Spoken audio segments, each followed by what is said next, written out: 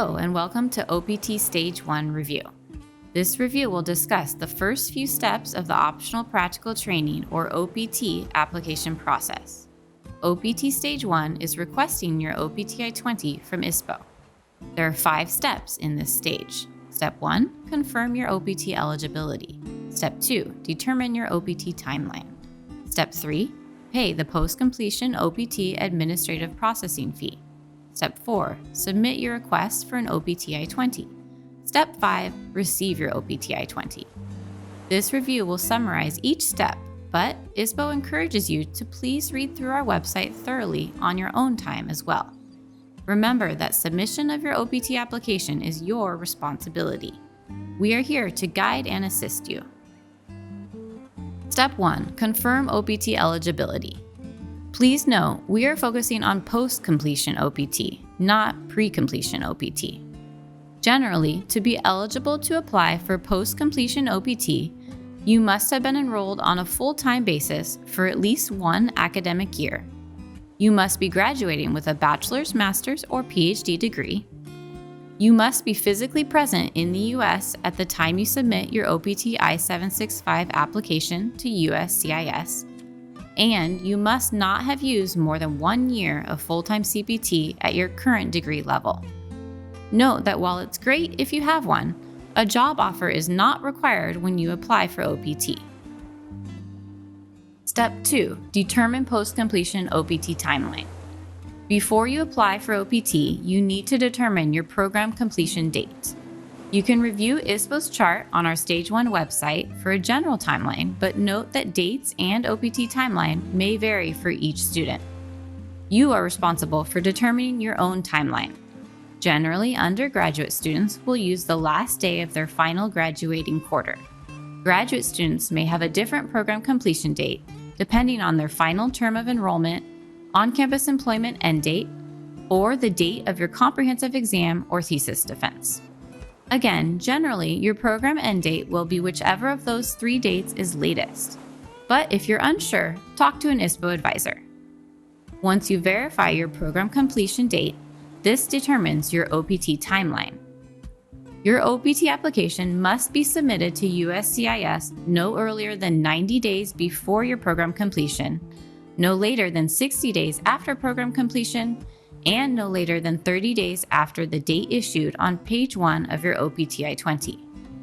Note, you should not request your OPT I-20 from ISPO until you are ready to submit your OPT I-765 application to USCIS. Step 3. The next step provides instructions on how to pay the post-completion OPT administrative processing fee. You can find the payment link on ISPO's OPT Stage 1 website.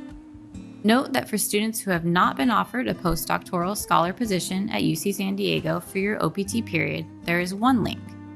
For students who have accepted a postdoctoral scholar position at UC San Diego for your OPT period, your department will pay the fee for you, and you can direct them to another link on ISPO's OPT Stage 1 website.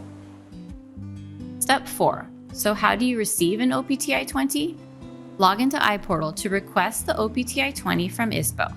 Complete and submit the F1 Optional Practical Training OPT I-20 request. You will need to upload the screenshot of your administrative fee payment confirmation email. Once you submit your OPT I-20 request through iPortal, it will be routed to your college advisor or your graduate coordinator to approve the academic program end date you entered. If your college advisor or graduate coordinator does not approve your request within 3 business days, please follow up directly with them. Once your request has been approved, it will be routed to an ISPO advisor. If approved by an ISPO advisor, an OPT I-20 will be processed for you. You can always monitor the status of your request through iPortal. You will be notified via email when the OPT I-20 is ready. Step 5. Receive your OPT I-20. Be sure to review your new OPT I-20, including the program completion date on page 1 and the OPT recommendation dates on page 2. Make sure the recommendation on page 2 is for full-time OPT and that the beginning and ending OPT dates are accurate. After you have carefully reviewed the OPT I-20, contact ISPO before submitting your OPT application to USCIS if you think an error has been made. Once you think everything appears accurate, sign and date the form. Also, make note of the date issued next to the DSO signature on page 1. USCIS must receive your OPT application no later than 30 days from the date issued. Remember, you cannot work on campus past your program completion date unless you have approved OPT. So what do you do once you have received your OPT I-20? Check out OPT Stage 2 website for how to submit your application to USCIS.